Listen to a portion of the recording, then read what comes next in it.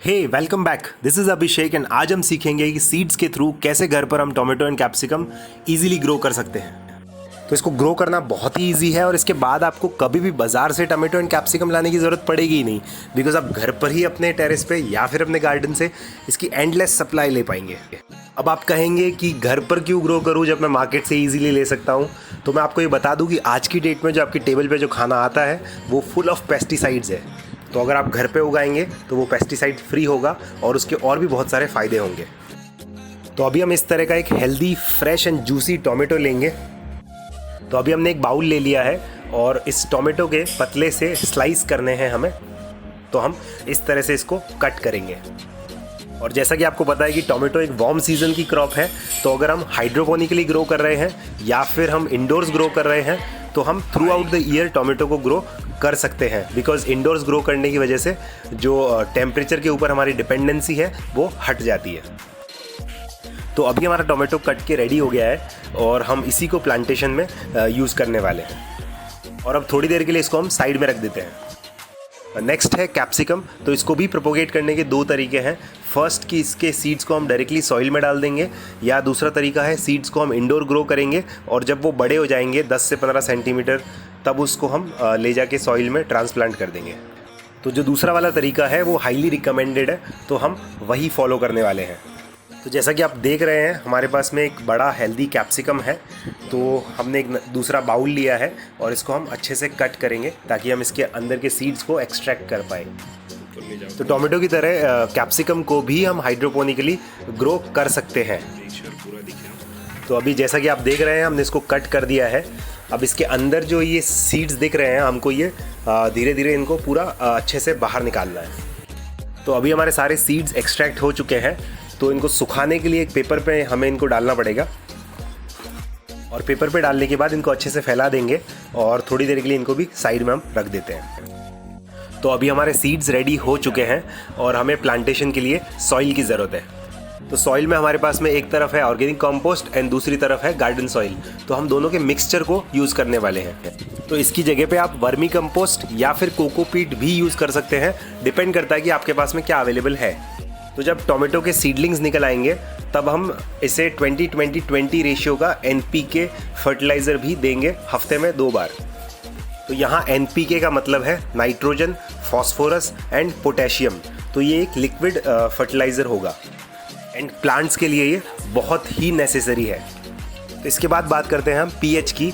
तो टोमेटोज़ के लिए जो pH है वो 6 से 7 के बीच में होना चाहिए और जो ऑप्टिमम टेम्परेचर होगा वो 21 से 24 डिग्री सेल्सियस होना चाहिए। और टेम्परेचर 10 डिग्री से अगर नीचे गया या 38 डिग्री के ऊपर गया तो टोमेटो की ग्रोथ नहीं हो पाएगी।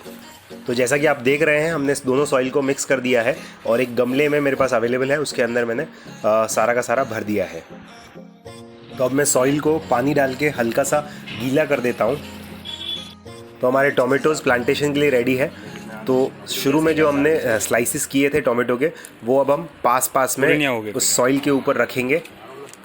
तो कुछ स्लाइसिस को हम सॉइल के ऊपर सीधा रखेंगे और कुछ के हम सीड्स निकाल के उस सॉइल के ऊपर अच्छे से बिखेर देंगे, जैसा कि आप अभी देख पा रहे हैं। तो अगर आप चाहते हैं कि आपके टोमेटो की अच्छी क्वालिटी हो एंड बहुत सारे टोमेटो आपके प्लांट पे लगे, तो उसके लिए मैं आपको कुछ टिप्स देने वाला हूँ, तो ध्यान से सुनिए। तो पहला ये है कि टोमेटो को सनलाइट बहुत अच्छी लगती है।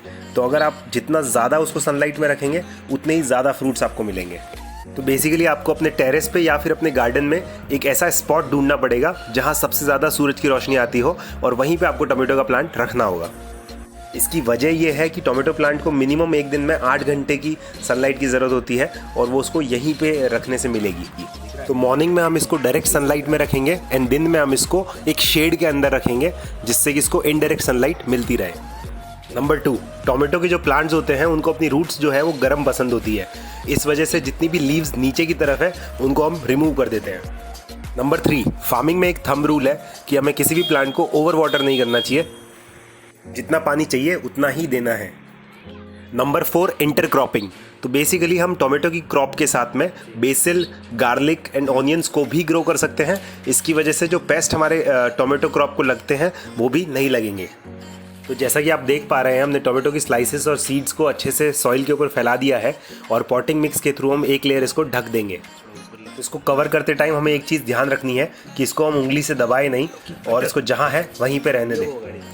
तो इसको कवर करने के बाद हमें इसको अच्छे से पानी देना है और यहाँ पे एक चीज़ ध्यान रखनी है कि ओवर वाटर नहीं करना है। तो एक वीक में अब इसका जर्मिनेशन शुरू होने लगेगा और छोटे छोटे प्लांट बाहर आने लगेंगे। तो अब मैं इसको यहाँ से उठा के एक कमरे में रख दूंगा सो दैट इसके ऊपर इनडायरेक्ट सनलाइट पड़ती रहे, डायरेक्ट सनलाइट ना आए।